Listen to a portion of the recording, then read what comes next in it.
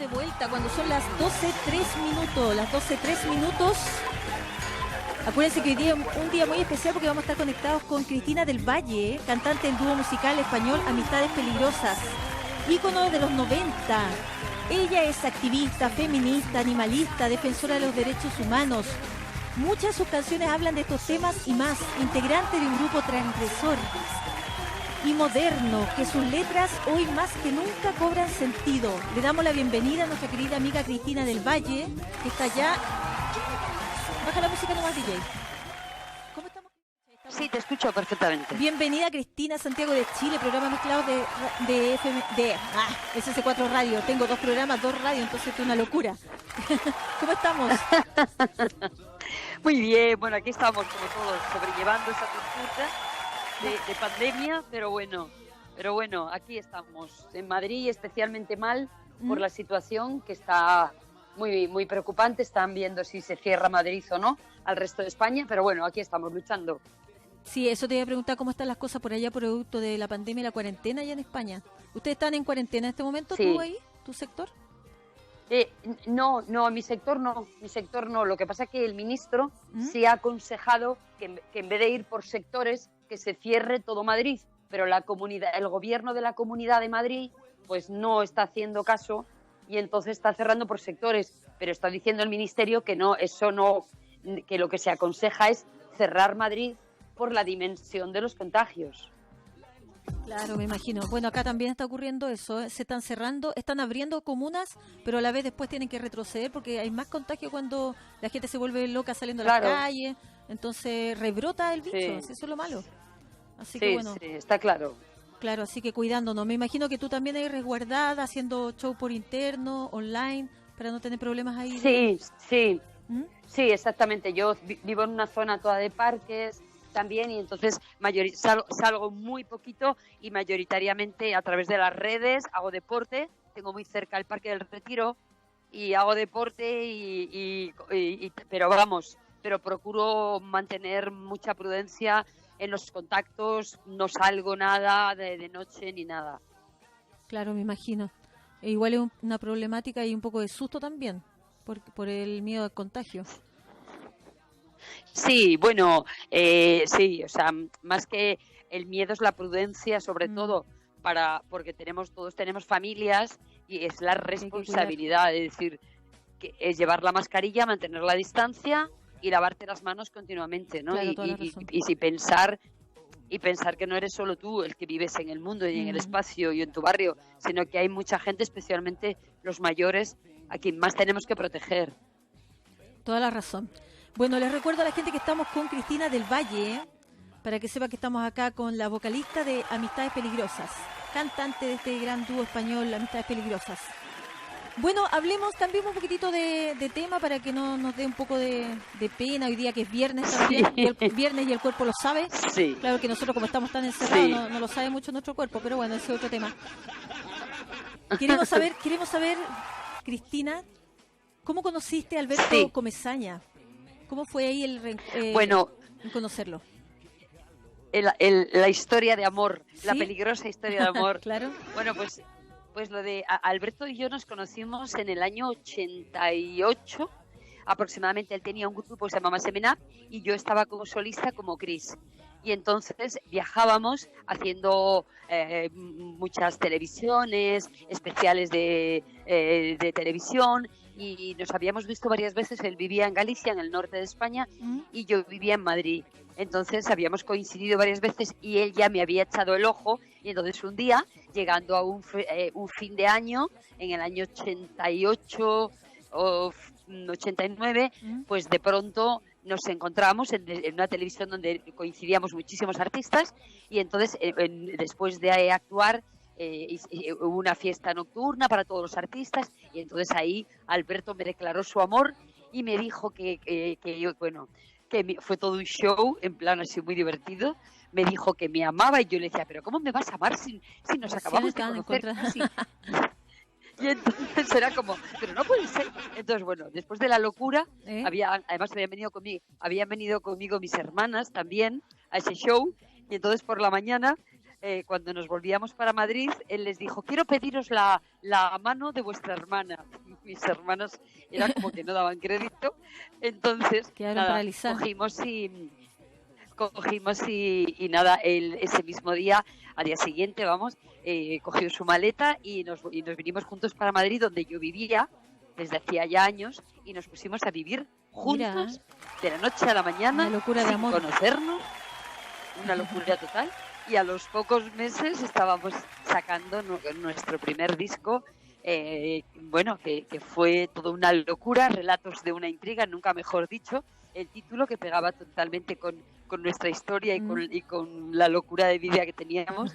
Y entonces, después de recorrer compañías y de luchar mucho, pues la Warner, la compañía UEA, creyó en el proyecto, lo sacó sin saber lo que iba a suceder, y en cuestión de muy poquito tiempo fue un boom que atravesó nuestro país y llegó a muchos lugares del mundo, y bueno, fue toda una historia impresionante de éxito, de locura, de todo. Y Cristina, ¿y por qué el nombre Amistades Peligrosas? ¿A quién se le Pues ocurrió de partida el nombre? Pues mira, teníamos dos nombres, barajábamos un nombre que era Male Female, que era hombre-mujer en italiano, que Alberto había propuesto lo de Male Female, que sonaba así un poco tal, y un poco surge el tema de Amistades Peligrosas tras ver la película. Fuimos a ver la famosa película Liaison Dangereuse, que es una famosísima película maravillosa, y entonces nada más ver la película nos quedó clarísimo a los dos que la historia que contaba la película tenía mucho que ver con el amor, con la intriga, con el juego a la seducción, con a veces eso, que cuando uno juega con fuego se quema. Y entonces la historia contaba, todos habréis visto, la gran mayoría de gente, la película, porque fue una película muy, muy reconocida y una maravilla de película. Y entonces una historia de seducción y de amor, donde Michelle Pfeiffer, que era una mujer toda llena de valores, súper pura, casada, y de pronto es seducida por Valmont, que era un tipo que jugaba con las emociones y los sentimientos y apostaba a seducir a aquellas mujeres que eran más puras y con principios más sólidos.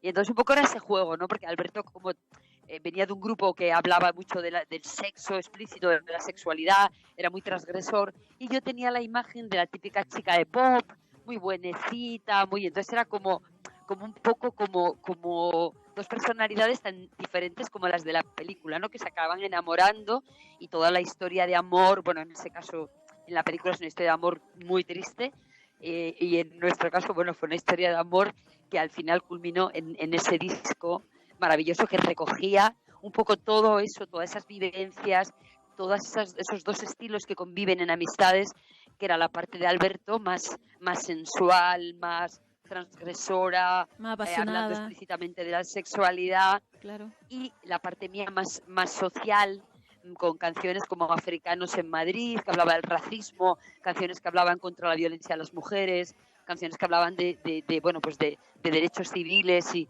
un poco fue esa mezcla de estilos tan diferentes y de personalidades tan diferentes que hizo muy rico el trabajo, porque no éramos un dúo donde chico-chica, donde el chico es el que tiene el poder, el que decide, o la chica es como la corista y la nota colorista, ¿no?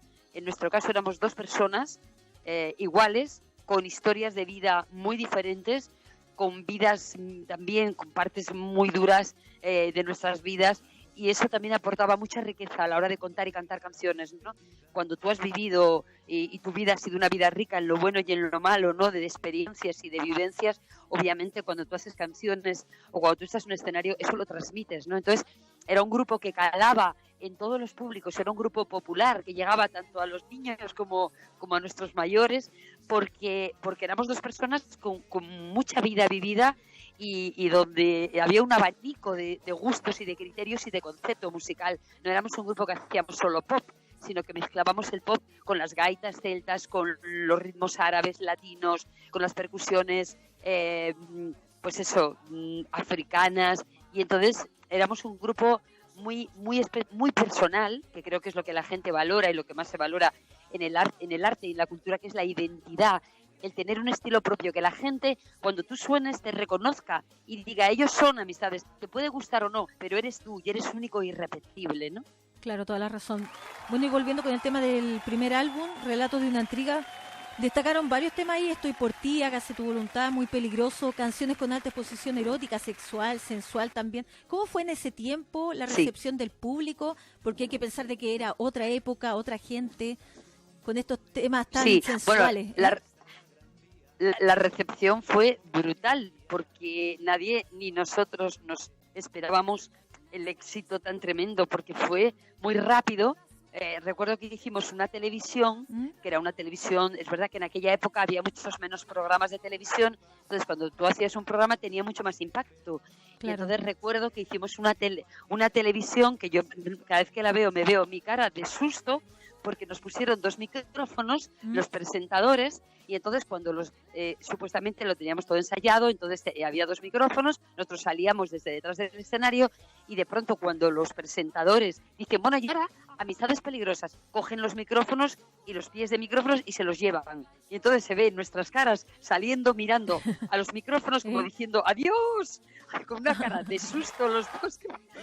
¿Dónde están los micrófonos? ¿Y ahora qué hacemos? ¿No? Y ya, para colmo de situación, según estamos caminando ya hacia adelante del escenario con los primeros acordes de la canción, se cae un telón encima del baterista. Y entonces ya era como, ¿qué más nos puede pasar? O sea que fue una salida apoteósica. Eso sí, al día siguiente, en las siguientes semanas, el grupo vendió más de 50.000 copias y ya fue un fenómeno, y a partir de ahí ese año hicimos 78 televisiones y 130 conciertos. Oh, cantidades. Fue una locura. Nosotros éramos ya incapaces de dirigir nuestra vida, porque te llamaban de todos los sitios, íbamos a actuar a todos los lugares, promoción, claro, teníamos detrás una multinacional, un manager, fue una locura para nosotros. Les cambió la vida, claro, totalmente. algo nos cambió la vida, y luego eso mezclado con que éramos pareja y toda la complejidad de una pareja, claro, que no se conocía porque llevábamos muy poquito tiempo viviendo juntos, nos pusimos a vivir juntos sin conocernos, entonces era un cóctel molotov, porque eran las 24 horas del día conviviendo en situaciones de agotamiento, de un impacto emocional brutal, porque claro, subirte a un escenario, miles de personas cantando tus canciones, salíamos a la calle y todo el mundo, entonces era un impacto que uno no está preparado para ello, ¿no? Entonces al principio fue todo una locura, ¿no? Que prácticamente no te dio tiempo a saborear, porque era todo fue impactante, todo muy rápido, sí. Fue muy, muy, muy rápido y muy intenso, ¿no? Sí. Bueno, como ustedes, yo creo que son intensos ahí. Sí, era eso, es que nosotros nos subíamos al escenario y era tal la carga emocional que había en el escenario, la gente la respiraba.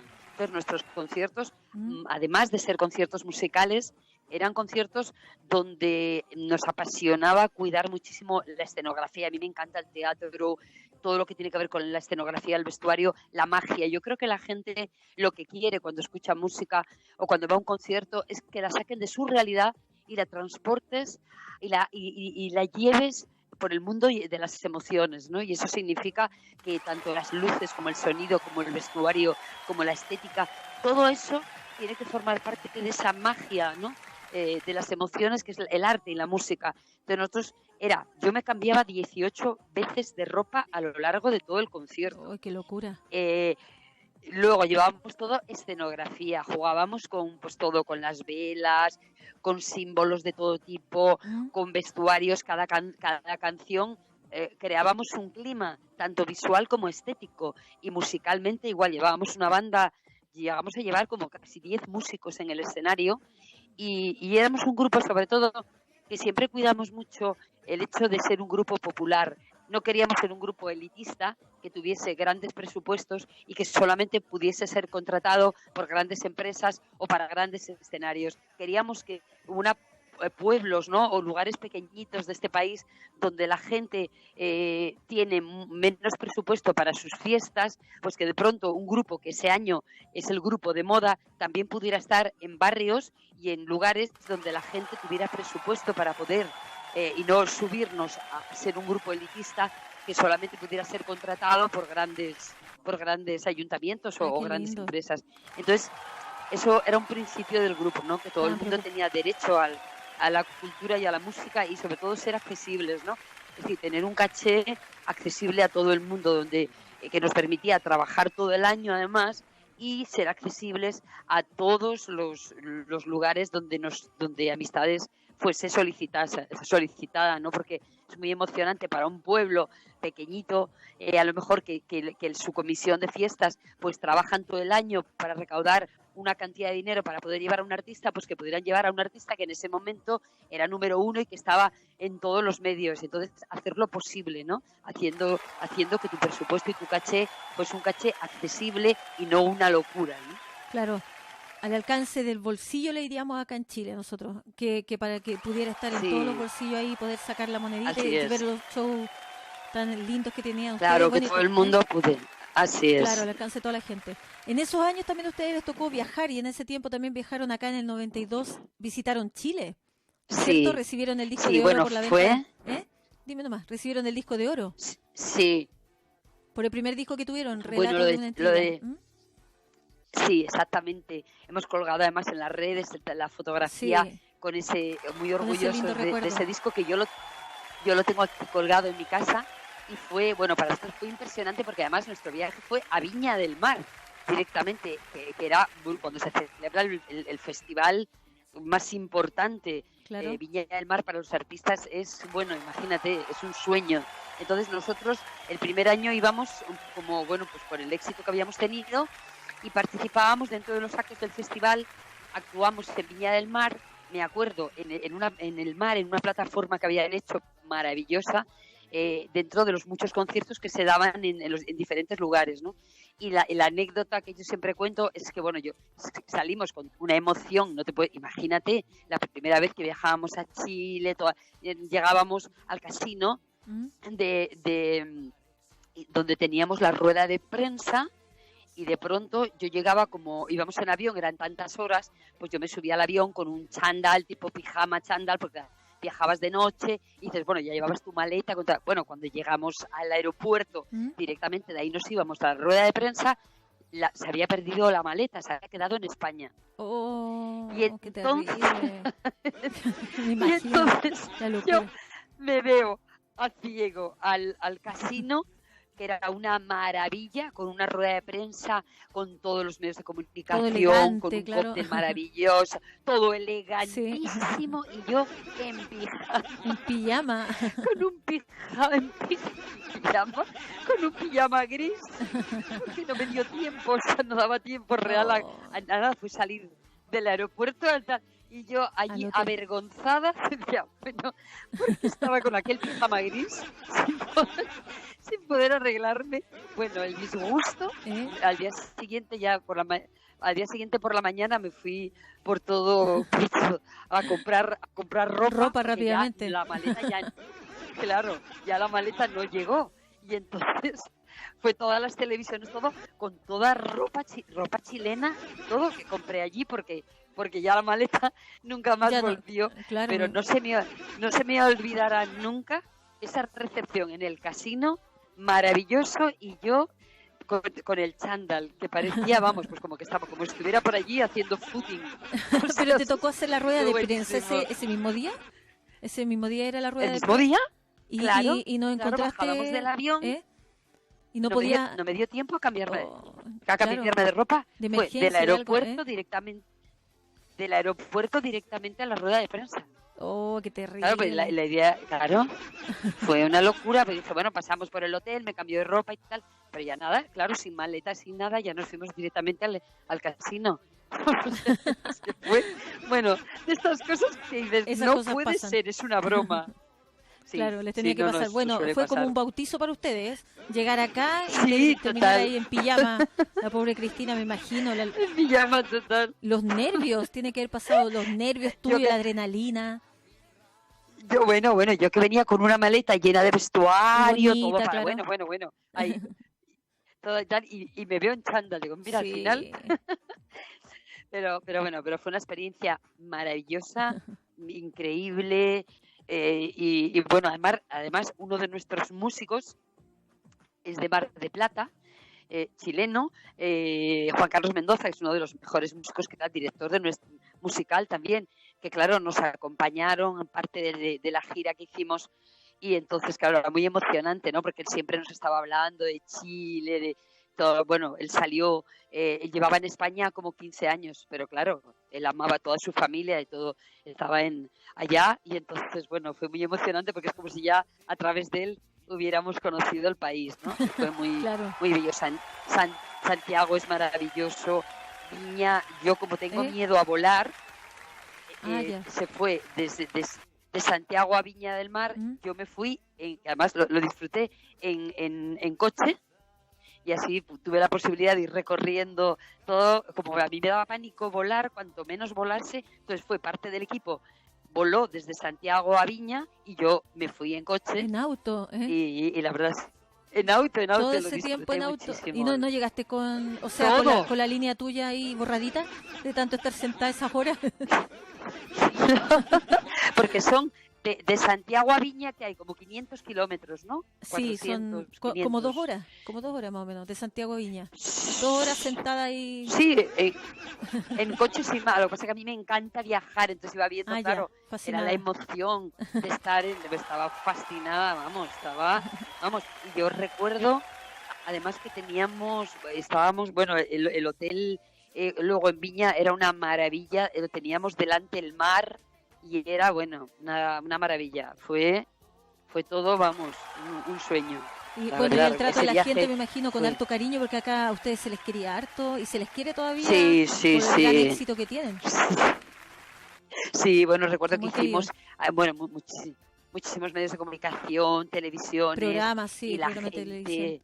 Sí, hicimos un montón de programas y la verdad es que además, y fuimos con nuestro videoclip, que era como muy escandaloso. Me acuerdo que hubo muchos comentarios con el vídeo, porque en el vídeo aparecía el Me haces tanto bien, aparecía un diablo y una diablesa, así hechos por ordenador, que claro, ahora en esta época es como, pero en aquella época eran como las primeras cosas que se hacían con diseño así gráfico, en ordenadores, de animación por ordenador. Entonces había un diablo y una diabla que de pronto iban corriendo por el campo, y de pronto veías que la diabla se sentaba en el suelo, se abría de piernas, y bueno, eso fue un escándalo total. Era en ese como tiempo el vídeo más conservador, claro, acá éramos, pero totalmente cartucho le llamamos en este tiempo. Pero todo, bueno, en todos los sitios era un vídeo que llamaba siempre muchísimo la atención. Entonces siempre nos entrevistaban hablando del vídeo, contando, bueno, ¿y por qué? Claro. Un diablo y una diabla. Entonces, bueno, nosotros hablando de bueno, pues un poco eso de la libertad y de entender las sexualidades, de la libertad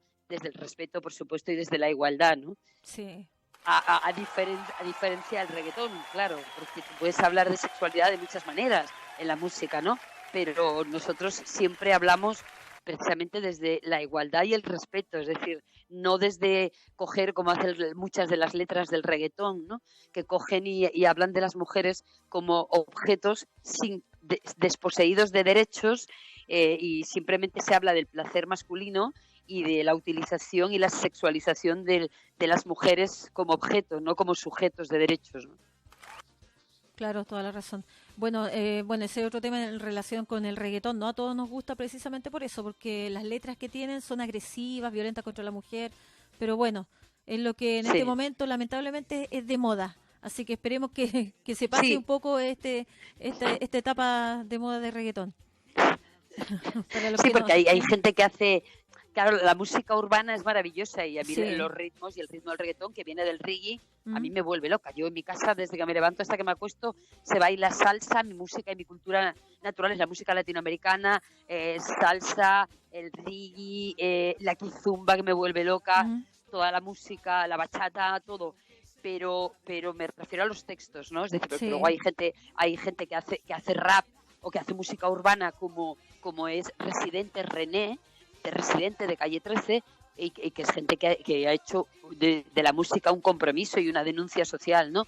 Yo hablo de los textos, no del ritmo, sino de determinados textos de mucha gente reggaetonera, que las letras son un horror. Luego hay otro tipo de gente que hace del reggaetón una crítica social o al contrario. y mujeres también que están también ahí en el reggaetón haciendo una crítica al modelo este masculino de chico malo malote, que está como sublimado, ¿no? Entonces que ya hay muchas chicas jóvenes también en la música criticando eso, ¿no? No queremos chicos malos y queremos compañeros y no queremos un modelo de amor que nos humille, que nos maltrate y que nos coxifique, ¿no? Entonces yo creo que bueno, que ahí en ese camino los artistas tenemos mucha responsabilidad porque estamos dirigiéndonos a públicos y a gente sobre la que tenemos influencia. Claro, Entonces yo creo que niños. los valores, claro, entonces los valores son fundamentales, o sea, y los valores del respeto, de la igualdad, de la no violencia, del no racismo, creo que son valores que tienen que ver con los derechos humanos y son sagrados. Sí, bueno, a mí el único que paso es Daddy Yankee. Daddy Yankee es como mi placer culpable de los cantantes reggaetoneros. Es que me gusta lo que pasa es que lo encuentro respetuoso. Daddy Yankee, las letras no son así, es un reggaetón, tipo de reggaetón que no es agresivo, el de Daddy Yankee. De ahí más, no sé, sí, porque en realidad no escucho mucho reggaetón tampoco. Claro, sí, lo que se llama el reggaetón romántico también, claro. Que es más de letras de amor, de tal. Es que es verdad, el 90% de las canciones en el mundo, hay un montón de estudios que hablan de que en el 80% de las canciones de la música son de canciones de amor, pero es que casi en el 80% de ese porcentaje se relaciona el amor con el dolor, con el sufrimiento, con la violencia, y eso es lo que hay que cambiar. Es decir, el amor no es el modelo de amor romántico en el que hemos sido educados, especialmente las mujeres, sino que el amor tiene que ver quien te quiere no te maltrata, quien te quiere te respeta, quien te quiere te potencia, quien te quiere comparte, no te anula, no te invisibiliza, no te aparta de tu gente, ¿no? Entonces ese mensaje del modelo de amor parece que no ha cambiado tanto de hace tantos años, ¿no? La gente joven se cree que está siendo muy moderna en cómo plantea las canciones de amor y al final son igual de tienen la misma carga machista que hace 40 años, ¿no? Entonces cambian las formas pero no el fondo, ¿no? Sí. Bueno, estábamos hablando hace poquito estaba hablando de Me hace tanto bien, que es del álbum La Última Tentación del año 93, por ahí, ¿no es cierto? Sí. Esa canción emblemática y sumamente exitosa por estos lados, por muchos países. ¿Tú puedes cantar un pedacito de esa canción, Me hace tanto bien? Así me pillas. Pequeñito, ¿se podrá algo? Me pillas así porque yo tengo mi guitarra y tal, pero ahora mismo aquí no la tengo. Hombre, lo único que decir, lo de no tocar, peligro de muerte, o no tocar, las tibias y la calavera sin dudar, me hacen ir más allá, verte correr, verte pedirme más. Bueno, ahí está un poquito, así de aquella manera. Buenísimo. Te repetiría. Si volvieras te daría más. Ay, buenísimo, qué lindo. ¿Ves que canta bonito, Cristina? Porque se asusta. Bueno, yo esto lo canto con guitarra y con... Mira, sin guitarra cantaste igual de espectacular. Así que aplausos para Cristina del Valle porque canta espectacular. Aquí por el micrófono de mi... Aquí por el micrófono de mi móvil. Se escuchó bellísimo, Cristina. ¿No es cierto, DJ? Sí, se escuchó bellísimo. Así que aplauso para la Cris. Bueno, de este mismo álbum salieron letras con contenido social. Estábamos hablando como el derecho del aborto, derecho también de la eutanasia, denuncia del racismo, de la Biblia también, un poquitito. Cuéntanos acerca de este disco que fue también así como bien revolucionario. Sí, la verdad es que fue un disco que fue la época cuando era aquí lo que se celebra aquí la Semana Santa, ¿no? Entonces nosotros nos encerramos y cogimos la Biblia, que es un libro histórico. Alberto y yo no somos creyentes, pero sí sentimos un profundo respeto por todas por las creencias de todo el mundo y el derecho a la espiritualidad y a las creencias de todo el mundo, ¿no? Pero sí considerábamos que la Biblia era un libro que tenía una gran influencia en el mundo y en la educación de todos, ¿no? Entonces nos pareció muy interesante. También tenía que ver con un poco el tema un poco de Madonna, la admiración que sentíamos también por Madonna y por grupos que habían hablado del tema y usaban el lenguaje bíblico. Entonces cogimos la Biblia y nació una canción que se llamaba Génesis, que es el Génesis de la Biblia. Mm. Si tú coges la Biblia y la abres por el Génesis, el texto es literalmente el mismo que dice la Biblia, que dice: al principio de los tiempos Dios creó cielos y tierra. Dijo Dios: hágase la luz, y la luz se hizo y la llamó cielo, y a las tinieblas, las llamó cielo, y en las tinieblas, bueno, no me acuerdo, estaba... al principio de los tiempos Dios creó cielos y tierra, dijo Dios: hágase la luz, y la luz se hizo y la llamó día, y a las tinieblas noche, y en la noche estaba yo. Y luego hay una parte que decía: creó al hombre. Claro, nosotros cambiamos el texto, lo reinterpretamos desde una manera igualitaria y pusimos: creó al hombre también a la mujer, los dos por igual, porque lo que no podemos permitir es que ningún libro, por muy histórico que sea y por mucho valor que tenga, permitir que su discurso de alguna manera quiera ratificar que se creó al hombre y de una costilla de un hombre nació una mujer, ¿no? Como si fuéramos un ser derivado y no tuviéramos entidad propia. Entonces, bueno, sí pensábamos que era importante en ese sentido también hablar desde el ámbito religioso de la igualdad de las mujeres. Y esa canción es una canción muy... que además en directo siempre la hacíamos muy, muy espectacular, con un ambiente muy religioso, con muchas velas, etcétera. Y luego también en esa época, efectivamente, de ahí también de la Biblia, sacamos el tema del Eloí, Eloí, que es una canción que hablaba del derecho a la eutanasia, porque en este país, en ese tiempo, cuando estábamos componiendo ese disco y esa canción, aquí hubo una persona que reivindicó el derecho a la eutanasia, que se llamaba Ramón San Pedro, con el que estuvimos en contacto, que estaba luchando, aquí era un activista pro eutanasia, que tuvo un accidente y llevaba ya paralizado todo su cuerpo mucho tiempo y estaba pidiendo el derecho a una muerte digna, ¿no? Entonces, al final, él, ayudado por otras personas, pues dejó de vivir, y fue un debate, aquí hubo un debate muy importante, porque era un momento en el que no era legal la eutanasia, ¿no? Entonces nosotros hicimos esa canción como homenaje a él, y también usábamos las palabras de la Biblia, ¿no? Eloí, Eloí, lama sabactani, Eloí, Eloí, y era un grito de: sácame de aquí, no quiero más. Decía la canción, hay una frase brutal que dice: mátame de amor, déjame morir en paz, ¿no? Entonces el amor también de quien... también cuando alguien ama a otra persona tiene que dejar que esa persona se vaya, ¿no? Y que el sufrimiento desaparezca de su vida. Entonces fue un debate que en esos momentos era absolutamente transgresor y rompedor, porque nadie se planteaba ese derecho, ¿no? Era un conflicto. Y cuando ahora que en este país ya estamos ya prácticamente con una ley que permite la eutanasia, y bueno, y es un debate social abierto en muchos países del mundo como algo que ya todo el mundo incorpora, ¿no? Que el sufrimiento es algo inadmisible y que no tiene ningún sentido, ¿no? Y que es un derecho vivir dignamente y morir dignamente. Pues también tenía ese ambiente bíblico y también ese ambiente un poco que replanteaba la vida, ¿no? Y quién elige la vida y somos dueños de nuestras vidas, ¿no? Entonces fue un disco muy que con una base muy comercial y musicalmente muy tal, tenía grandes contenidos también. Hablábamos también de otra canción que se llamaba Angelus, también, que nació de una historia de un accidente volviendo de un concierto. El conductor que teníamos se durmió y veníamos en una autocaravana y tuvimos un accidente tremendo en la carretera. Entonces fue el impacto cuando volvimos, cuando llegamos a la casa. Claro, de pronto Alberto decía: hemos tenido un ángel de la guarda que ha hecho posible, porque fue un accidente muy aparatoso y fue un milagro que no hubiésemos perdido la vida, salían vivos, porque fue muy, muy duro. Y entonces, bueno, pues hablamos un poco también ahí en esa canción de un poco de el ángelus, de ese como ángel de la guarda o algo que está ahí, que a veces, bueno, pues que de pronto la vida decide que ese no es tu momento y que bueno, y te salvas, ¿no?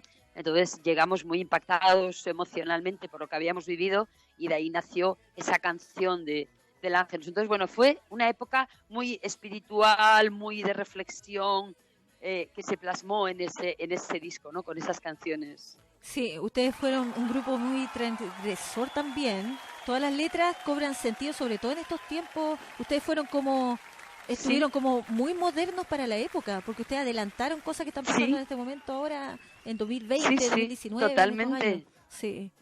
Entonces Totalmente. igual, Mira, las canciones, nosotros lo hacemos siempre en directo, esa reflexión. Por ejemplo, Africanos en Madrid es una canción que nació en el año 91.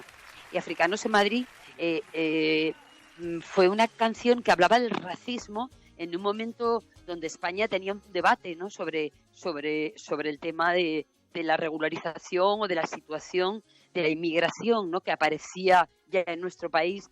Y entonces, bueno, había ahí una lucha social con el tema difícil. Entonces, nosotros como artistas nos creímos con la responsabilidad de hablar y cuestionar el racismo como una violación de los derechos humanos, ¿no? Y como artistas hablar de la empatía y del derecho de todos los seres humanos a vivir en cualquier lugar del mundo, porque ningún ser humano es ilegal, ¿no? Entonces, en cada concierto que dábamos y en cada escenario hablábamos precisamente de romper y demonizar el racismo como algo que nos denigra como sociedad. Y nos adelantamos a los tiempos porque yo ahora, cuando me subo a un escenario, 30 años después, uno hace un mapa de cuál es la situación en Europa de la inmigración y lo que ha ocurrido con el mar Mediterráneo, y las canciones te sirven como mapa y como una bofetada social para decirnos a todos que como humanidad no solo no hemos evolucionado, sino que hemos involucionado, que no nos sirve de nada un modelo de progreso, de progreso que no nos ha dado garantías de un mundo más justo. Todo lo contrario. Estamos viendo una Europa que ha blindado fronteras a seres humanos en una situación de indefensión, que ha permitido la muerte de miles de seres humanos en el mar Mediterráneo, como si en el mar los derechos no fueran derechos, ¿no? Claro, y que ha cerrado los ojos, la boca y los oídos ante el grito y el clamor de miles de seres humanos que venían buscando y huyendo de conflictos armados en los que habían participado nuestros gobiernos y Europa. Claro, ustedes fueron pioneros en muchos temas y bueno, sobre todo en la parte de los inmigrantes, como dices tú, y el mar Mediterráneo, que pareciera que no hubieran derechos para la gente que está ahí en ese momento en el conflicto del mar Mediterráneo. Sí, toda la razón. Cuando todos hemos sido inmigrantes, nuestro país ha sido un país de inmigración. Todos tenemos familiares en muchísimos países en Latinoamérica, gente que salió buscando el poder salir en un momento donde nuestro país sufría una dictadura, sufría un conflicto. Entonces, bueno, no entender que todos tenemos los mismos derechos y más cuando los hemos vivido y cuando todos hemos sufrido esos procesos, significa que tenemos una incapacidad, o sea, que no nos podemos ganar el nombre de humanos mientras no prioricemos la empatía y la humanidad, ¿no?, como un principio de vida y la solidaridad. Claro, bueno, por eso somos países subdesarrollados por lo mismo.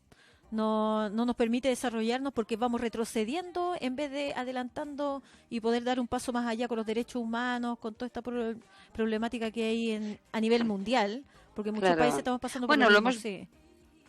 Claro, lo hemos visto con la pandemia. Yo creo que la pandemia lo que ha tenido, lo que ha hecho es ver y visualizar que de poco nos sirve a países como Estados Unidos, a la cabeza de muertes, a la cabeza de violación de los derechos humanos, a la cabeza de cero servicios públicos y cero derechos de los ciudadanos. Y yo creo que ahí hemos visto muy claro que al final lo que importa es un modelo social donde el principio y el protagonista sea la vida y la calidad de vida de las personas, el derecho a la salud, el derecho a la educación. Y sin embargo, el modelo capitalista de la mayoría de los países del mundo ha fracasado porque no ha sido capaz de afrontar una pandemia, porque sus servicios de salud estaban debilitados, porque no se invertía en derechos sociales. Y al final lo que importa en la vida es tener salud y poder vivir dignamente. Por eso los medios de comunicación se blindaron a dar los datos de países como Cuba, tan cuestionado, tan criticado y con un bloqueo, que tuvo la capacidad de no tener más de 80 muertos y de controlar la pandemia inmediatamente, porque sus servicios de salud es donde más se ha invertido y donde en vez de exportar violencia y armas, como hacen otros países, exportó médicos al mundo entero durante la pandemia. Y contingentes de médicos cubanos ayudaron en muchos países del mundo frente a la pandemia, porque en su país, Cuba, la prioridad ha sido la salud de sus ciudadanos y la educación. Y eso, el modelo capitalista en el que vivimos todos inmersos, lo único que ha hecho es demostrar su fracaso, que basa su filosofía en que lo primero es la economía y después van las personas. Y así nos está pasando lo que nos pasa.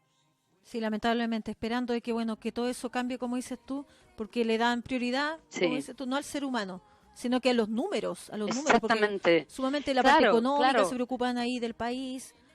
Claro, Entonces claro, no solamente ven... en Estados Unidos.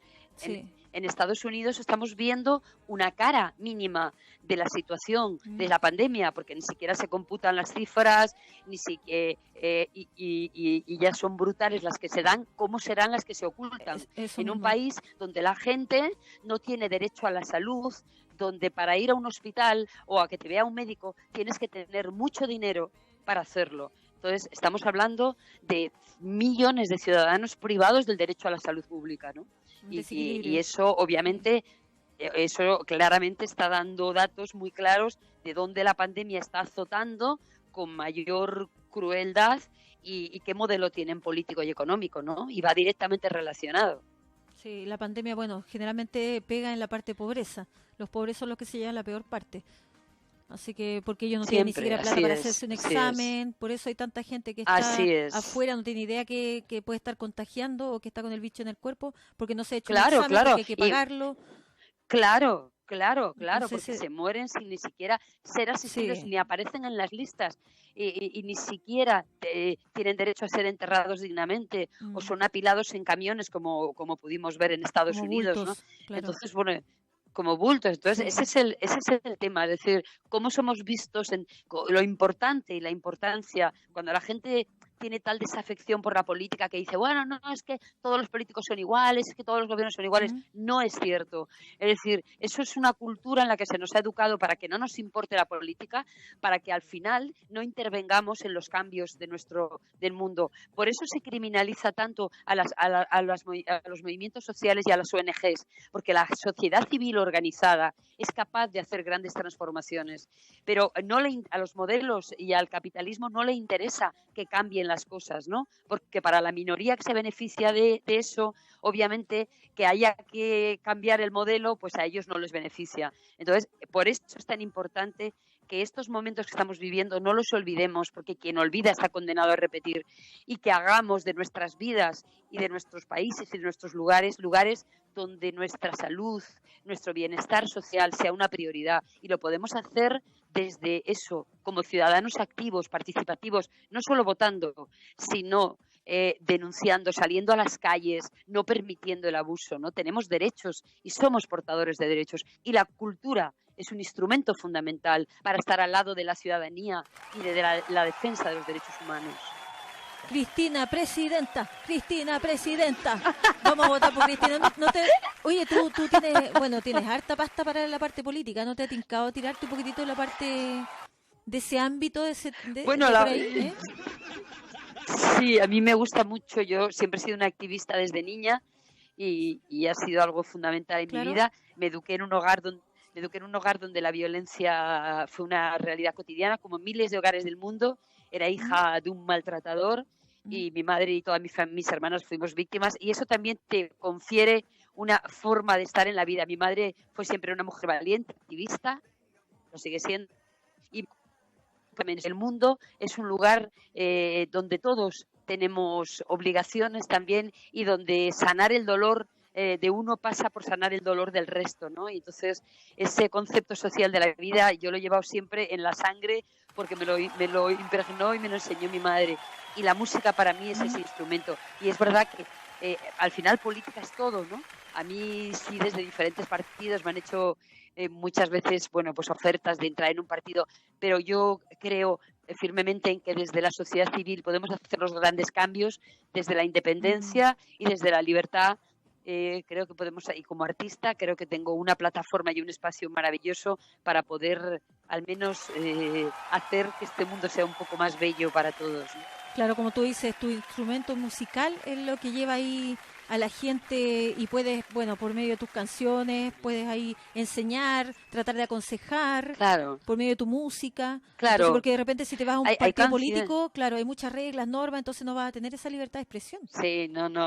Yo eso de la disciplina de ¿Mm? partido y estas cosas no van conmigo. A mí me gusta subirme a un Te escenario amarran, y sí. hablar desde el alma, hablar desde el corazón, tener la libertad de ser quien soy, no tener que ceñirme a ninguna regla y ser coherente con mis principios, con mi vida y hacer en la medida de lo que pueda con mis canciones lo más feliz a la gente posible y además, si eso sirve para transformar, para reflexionar, para provocar cambios, pues creo que eso es maravilloso y ya con eso creo que tiene sentido mi vida. Bueno, tiene sentido tu vida y sobre todo porque, ¿por qué tiene sentido tu vida? Porque tú tienes muchos fans, seguidores en este momento que están escribiendo por interno. Mira, me están llenando los mensajitos acá. Mira, acá te está hablando, por ejemplo, hola, soy Ricardo, vicepresidente del Club Fans Oficial Amistades Peligrosas. Dice, quiere Ay, mandar qué un saludo bonito, muy sí. cariñoso a Cristina del Valle, que la queremos mucho todos, que componemos su club de fans, con la presidenta también, Cristina Grande, a la cabeza y los fans de Sí. todo el mundo. Dice, mi pregunta es, si podía imaginarse que iba a convertirse un día a una diva, dice, en un ícono también, no solo de la música, sino de la cultura, dice, junto a Amistades Peligrosas. Qué bonito. Bueno, yo creo que una de las cosas más hermosas que tiene mi profesión, a diferencia de los políticos, que la mayoría de la gente los odia, en mi caso la gente nos quiere mucho y yo creo, me siento muy afortunada. Tengo mucha gente que ha querido al grupo desde hace muchos años y nos ha seguido siempre. Y luego tengo un club de fans maravilloso, precisamente, que preside Cristina Grande y Ricardo como vicepresidentes. Gente que está las 24 horas del día y apoyando, no solo apoyándote como artista, sino apoyando aquello que también defiendes, ¿no? Aquí estamos inmersos en una campaña a la cultura que está siendo el sector más castigado, el colectivo que más silenciado ha estado, que más ha ayudado en la pandemia a través de la música y a través de todo, y sin embargo es el sector más castigado en estos momentos. Por eso contar con un club de fans que apoya no solo al artista, sino a todo el ideario del artista, pues creo que es un lujo y un privilegio. Bravo ahí por los fans.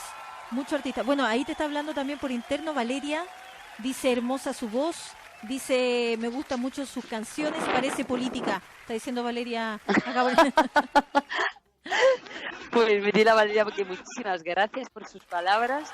Que gracias y que bueno, que política es todo. Al final, cada vez que hacemos una canción, estamos haciendo política, porque política es la manera de intervenir en la vida del mundo, ¿no? Política es cómo nos organizamos en las sociedades, en los hogares, en las relaciones personales. Entonces, todo es política, ¿no? Todo es política. Mira, acá te está hablando Luis Cáceres también y dice, dile a Cristina que me encantó su forma de definir el significado del amor. Ah, qué bonito. Sí, porque yo creo que tenemos que redefinir el amor. Nos han educado en un modelo de amor que no nos hace felices ni a hombres ni a mujeres. Por eso tenemos que, se usa mucho la palabra deconstruir, volver a construir un modelo de amor efectivamente igualitario, sumador, enriquecedor, no este modelo de amor en el que nos han educado fagocitador, donde tú no eres nadie si no tienes este modelo de la media naranja. Me voy a pasar mi vida buscando media naranja porque como si yo fuera la mitad de algo y no tuviera entidad propia, ¿no? Entonces, el amor tiene que ser algo que sume, que te haga crecer y que te enriquezca como persona.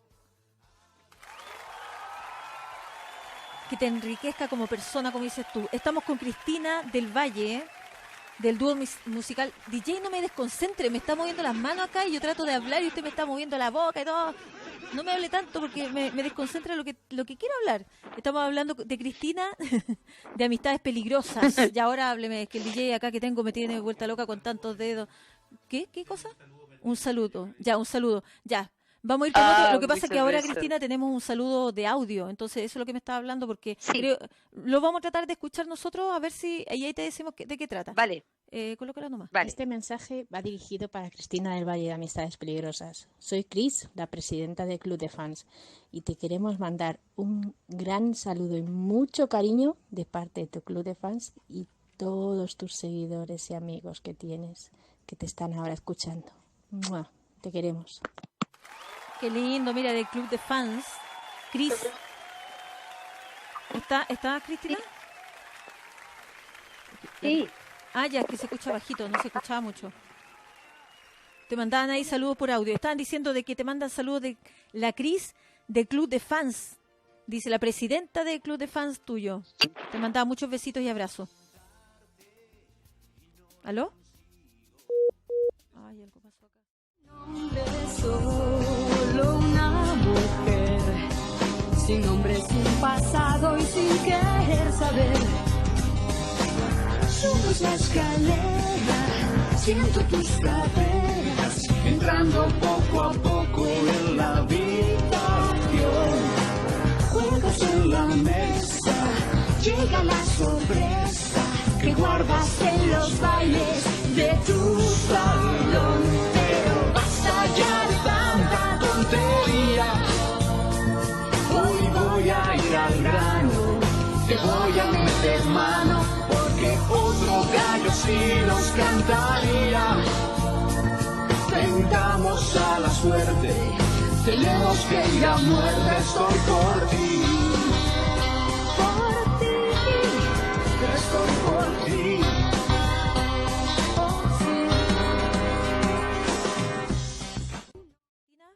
Porque se le fue la señal. Le recuerdo a la gente que estamos con Cristina del Valle, del dúo musical español Amistades Peligrosas. Con Cristina del Valle. Ahora nuevamente la tenemos en línea. Vamos a sacarla. Vamos a apretar una perillita por acá para que salga al aire. A ver si nos escucha Cristina. Sí, ahora sí estamos nuevamente contigo. Yo dije, ¿qué compañía está usando de internet que se le fue la señal a Cristina? ¿O le está convidando el vecino de al lado, le está convidando Wi-Fi? A mí me pasa muchas veces, estamos en vivo y se nos va la señal y nos embarra toda la entrevista. Así que... Sí, es que estaba en el otro que no pague lado, el módem. Estaba en el otro lado de la casa y como tiene un muro, igual ha sido el muro. Ahí se te fue la señal. Que al cruzar al otro lado se ha ido la señal. Un muro grueso debe ser. Sí, un muro. Un muro aquí de... Es que eso siempre fue una historia que llamó mucho la atención porque Alberto y yo nos compramos 2 casas que estaban juntas. ¿Ya? Uno, porque se lo compramos a una familia que vivían los hijos en un lado y los padres en otro. Entonces tenían una puerta corrediza que unía los 2 salones. Y siempre fue muy gracioso cuando lo contábamos aquí en España, a todo el mundo le hacía mucha gracia que una pareja viviera en 2 casas separadas. Entonces cuando queríamos estar juntos abríamos la puerta, corríamos las puertas y entonces estábamos juntos, y cuando no, cada uno hacía su vida. Y mira. Eso es buenísimo. Sí, porque en realidad de repente uno como que no quiere estar tan juntita de repente a tu pareja, y sobre todo ustedes que eran pareja en el escenario, fuera del escenario. ¿Cómo llevaban esa parte ustedes? Horas, imagínate. ¿Cómo llevaban esa parte cuando, por ejemplo, cuando peleaban, cuando discutían? ¿Después eso lo transmitían o trataban de olvidemos la pelea, subamos en el escenario? ¿Cómo lo hacían para subirse después y hacer su show? Bueno, nosotros llevábamos nuestra vida al escenario. Éramos una fotonovela andante. O sea que lo mismo, si teníamos un día que habíamos discutido en el escenario, se pegaban, se golpeaban, ¿no? Nosotros no ocultábamos nada, por eso era tan emocionante, por eso la gente lo vivía como si lo hubieras metido en una fotonovela, porque es que lo vivían todo, lo contábamos todo. Era un reality. Totalmente. Qué paciencia en todo caso. O sea, paciencia de ustedes dos, porque de repente uno como que quiere, sabes que sálete un ratito de mi lado, me tenéis mareada, y no pueden porque ustedes se suben al escenario, están en la casa, entonces igual un conflicto. La convivencia fue muy difícil. Bueno, todo el mundo lo sabe porque lo hicimos público y lo contamos muchas veces. De hecho, yo en el año 98 dejé el grupo, ¿no? Porque en ese momento necesitábamos un poco tomar aire, tomar caminos diferentes, vivir también nuestras vidas, y porque de pronto era muy complejo, ¿no? Entonces nos dimos un tiempo ahí precisamente para vivir, ¿no? También, que suele pasar mucho en los grupos, ¿no? Que hay un momento en el que ya la convivencia es tan difícil y todo se hace tan denso y tan intenso que tu cabeza necesita una vía de salir, de escape, ¿no? Mira, Cristina, me están mandando acá un mensaje interno. Dice Alex, de la radio, un colega, estoy hablando, un colega de radio, dice, qué buena entrevistada, me encantó Cristina, la amo, dice él. Así que, Alex, te van a pegar en la casa. Vamos, Alex, le voy a mandar una caja de bombones. Mira, a todos los chicos que te están diciendo a todos los chicos que te dicen que te amo, ¿le mandas caja de bombones o solamente por esta vez? Estás haciendo un... No. Qué coqueta la Cristina. Se llama igual que... ¿Él? Qué coqueta la Cristina, digo yo, qué coqueta eres. Sí, bueno, no te creas, yo tengo mucho carácter. No soy precisamente el ideal de mujer femenina. Yo tengo Carácter muchísimo fuerte. carácter, soy muy marimandona, estoy muy somos acostumbrada a dirigir mi propio proyecto. Yo sería incapaz de tener un jefe, obviamente. Mira, y eres de las mías. Y soy muy indomable, vamos, absolutamente. Tengo desde que era pequeña, siempre he llevado yo las riendas de todo. Soy muy líder y muy marimandona. Y éramos 4 hermanas y yo era la mayor y pobres las llevaba militarizadas. Vamos. ¡Ay, No pobrecita! las dejaba. No la dejaba Tenía hacer los nada. pobres, vamos. Eres de las Nada, mías nada, entonces, ¿eh? Acá, porque si no, pregúntale acá al DJ cómo lo tengo. ¿Cómo qué? O si no, pregúntale al DJ acá cómo lo tengo. Eres de las mías, porque también tengo sí, como el carácter medio manducón, no me gusta mucho que me manden. Soy media tirada para mi pinta las cosas. Sí. Así que eres de mi No grupo, somos chica. Sí, totalmente. Entonces somos del club de la Lulú. ¿Del club de la Lulú? ¿Así le Sí, decían? sí, sí. ¿Club de la Lulú? ¿así? Del club de las empoderadas. Bueno, hay una palabra Empoderadas. muy bonita que me ¿Eh? encanta, de Marcela Lagarde, ¿Eh? una de las maestras del feminismo, una intelectual y fue política, además de mexicana, decía, hay que recuperar la palabra las malportadas. De esto que te dicen siempre, eres una malportada o eres una tal. Pues eso, tenemos que ser las malportadas. Bien, toda la razón. Aplausos. ¿Te acuerdas? Bueno, sabes que hablando contigo me acuerdo de tantas cosas de mi niñez. Una de esas era la palabra decencia. No sé si te pasaba a ti, pero es que vístete así porque te ves... Tiene que ser decente, tienes que vestirte decentemente, peínate decentemente. Oh, la palabra decencia me tenía, pero ni te explico. Totalmente. Bueno, la verdad es que yo cuando era niña era muy masculina.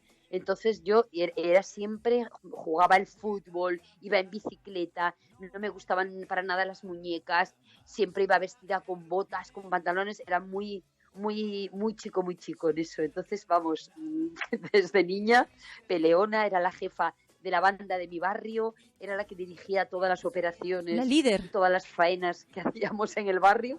O sea que imagínate. Se le dice líder, acá le decimos líder cuando la niña la lleva y todos la siguen. Sí, total. O si no... Totalmente. Me imagino, y como pasa la hora, querida Cristina. Bueno, tenemos más preguntitas para ti.